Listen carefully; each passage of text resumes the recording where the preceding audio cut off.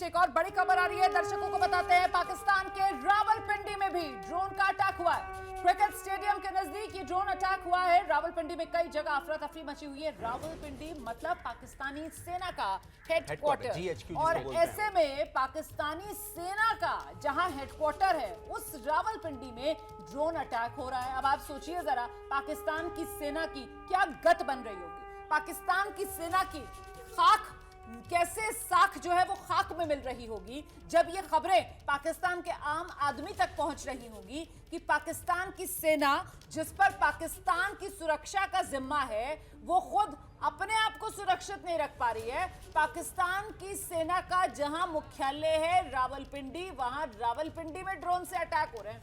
Cricket stadium के नजदीक यहां ड्रोन अटैक हुआ है। तस्वीरें मैं आपको दिखा रही हूं, रावलपिंडी की ये तस्वीरें हैं और यहां लोग जो हैं वो बड़ी संख्या में नजर आ रहे हैं, हैरान, परेशान, समझ पाने में मजबूर लोग कि आखिरकार ये हो क्या रहा है।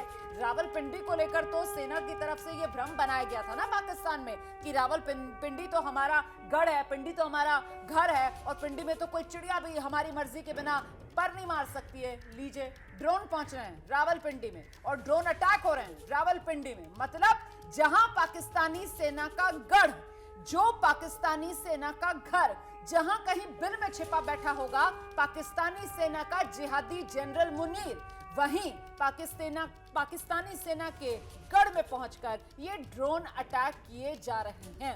जिस बात का जिक्र नीरज में अभी कर रही थी कि साख पाकिस्तान की सेना की वो खाक हो रही है।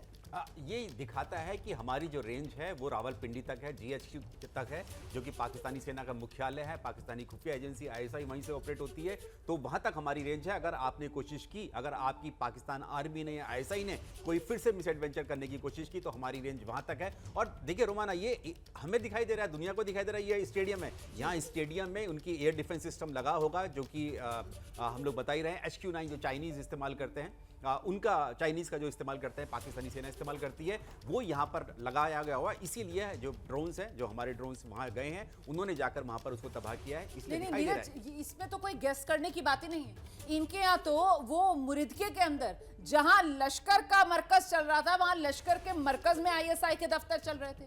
तो ये तो रावलपिंडी है जो इनकी सेना का गढ़ है, और यहाँ सेना का गढ़ जिस शहर में है वहां तो उन्होंने चप्पे चप्पे पर सिक्योरिटी के पुख्ता इंतजाम कर रखे होंगे ना। ऐसे में ये स्टेडियम के पास ड्रोन अटैक, मतलब नुकसान बड़ा इनको हुआ होगा यकीनन। हमारा सिर्फ पे एक चीज जोड़ना चाहूंगा, जो आपने कहा ना, पिंडी, इनका पिंडी नहीं है, ये रावल है। बप्पा रावल के नाम पर रखा गया था इस रावलपिंडी का नाम। जो बप्पा रावल, जो कि मेवाड़ के राजा थे, वो वहां पर अपना गए थे अपने एक्सपीडिशन के लिए, उनके नाम पर बप्पा रावल के नाम पर रावलपिंडी नाम पड़ा है। इसलिए पाकिस्तानी इस गफलत में ना रहे कि ये पिंडी उनका है, ये भारत का है, बप्पा रावल का है ये रावलपिंडी। बिल्कुल।